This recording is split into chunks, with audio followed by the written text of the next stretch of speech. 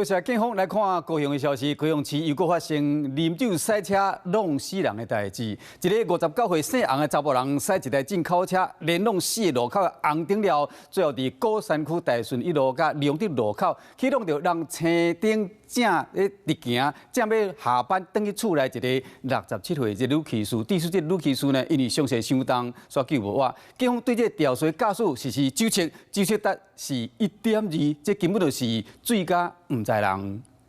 路口的女骑士接要起行，就互正边一只冲红灯的轿车高速弄到。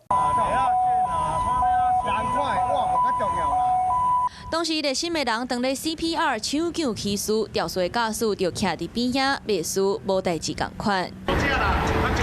不过看现场的状况，女骑士倒伫涂骹，伊的机车车身卡伫咧轿车底，车头拢嗨去。那肇事的车辆车头嘛落落，引擎挂翘起来，甚至连边仔轻体的设施嘛互弄断。后边迄辆枪，这辆枪较严重。一起听到这大声的，大声，阮住这行啊，这你妈妈哦，那他当时是要回去还是怎样啊？要回家。伫咧高雄的高山区，昨半暝肇事洪姓查甫人讲，家己去三明区朋友的公司食烧酒，结束了后驶车转去，为中华东平路口直行，扫落来伫咧中华大顺路口红灯正月，中途佫冲死的红灯，落尾伫咧大顺良德路口弄到女骑士，致使伊重伤不治。警方对伊做酒测，竟然到1.2，再报死者的洪婿到殡仪馆的时是哭甲无目屎。